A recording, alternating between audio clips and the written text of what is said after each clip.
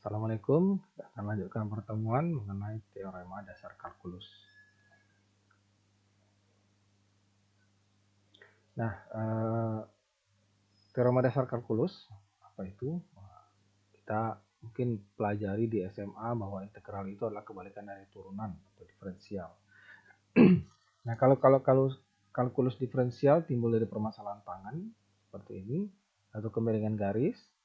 Nah, kalau kalkulus integral timbul dari permasalahan luas area di bawah kurva. Bagaimana kedua hal tersebut bisa berhubungan? Nah, mari kita ingat kembali mengenai turunan.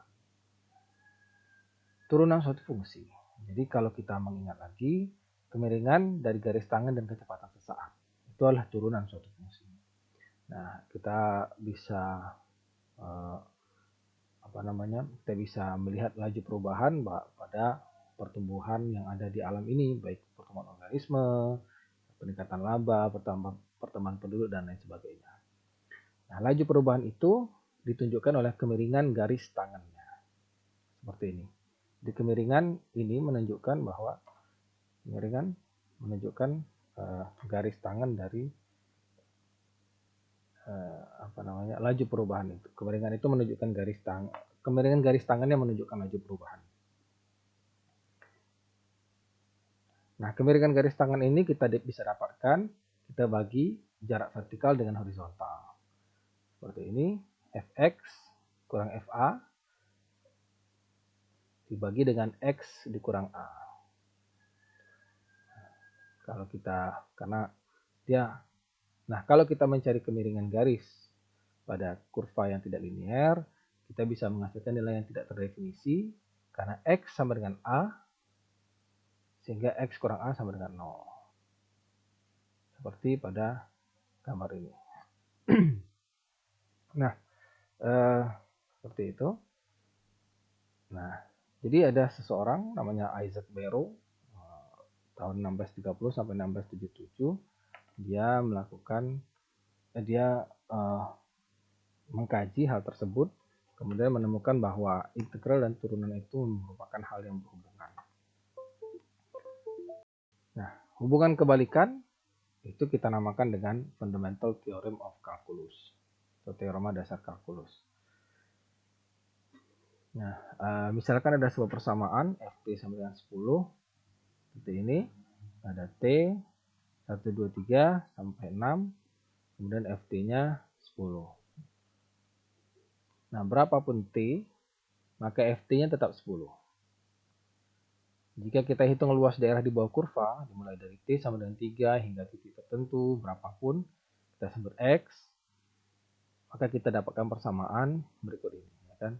AF x, luas dari fungsi x, sama dengan batas bawahnya, suatu persamaan 10. dt, batas bawahnya 3, batas atasnya, integral dari batas bawah 3, batas atasnya x. Atau S, bisa 3, bisa berapapun, kita sebut S, kemudian batas atasnya X, dari FT dt. Nah, jadi kalau kita geser X hingga ke X sama dengan 4, AFX-nya sama dengan 10, AFX-nya, ya, ini kalau 4, AFX-nya sama dengan 10, nah, tapi kalau 5, AFX-nya 20, karena 5 kurang 3, 2 dikali dengan 10 ketinggiannya. Seperti itu. Nah, kalau 6 jadi 30. Nah, bagaimana kalau kita geser X-nya dengan kecepatan tertentu? Misalnya, 1 unit per detik dimulai dari X sama dengan 3, ke X sama dengan 4, kemudian ke X sama dengan 5. Dalam 1 detik. Per detiknya.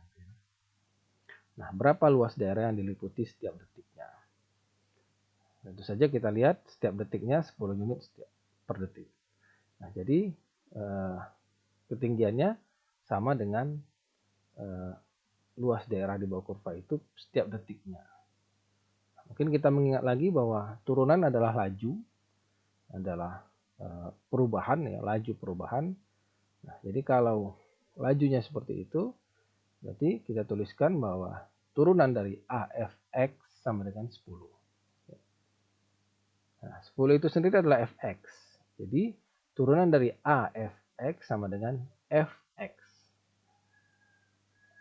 Nah, kalau kita gabungkan persamaan 4 dan persamaan 2 tadi, kita bisa gabungkan bahwa turunan dari integral batas suatu persamaan ft dt dengan batas bawah s, batas atas x, sama dengan fx. Nah, jadi persamaan 5 ini kita lihat bahwa turunan dari integral adalah persamaan itu sendiri. Nah, itu yang kita sebut dengan teorema dasar kalkulus yang pertama. Jadi lengkapnya adalah andaikan f kontinu pada interval tertutup a, b, dan andaikan x sembarang titik variabel dalam a, b, maka turunan dari d per dx dari integral dengan batas bawah 0, batas atas x, suatu persamaan ft dt sama dengan fx. Nah, coba kita bahas contoh soal pertama. Itu y sama dengan integral dari batas bawahnya a, batas atasnya x, suatu persamaan t pangkat 3 plus 1 kali dt.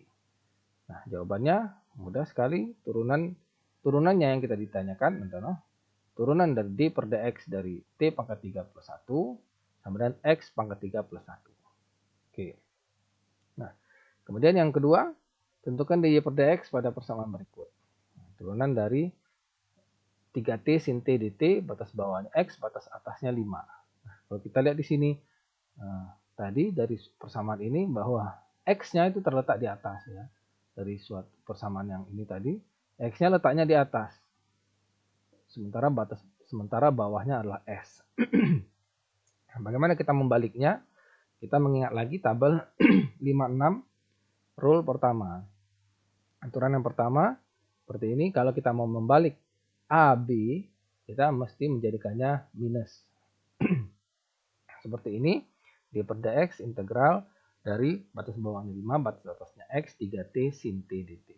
Nah, jadi kita tinggal minusnya kita letakkan di depan.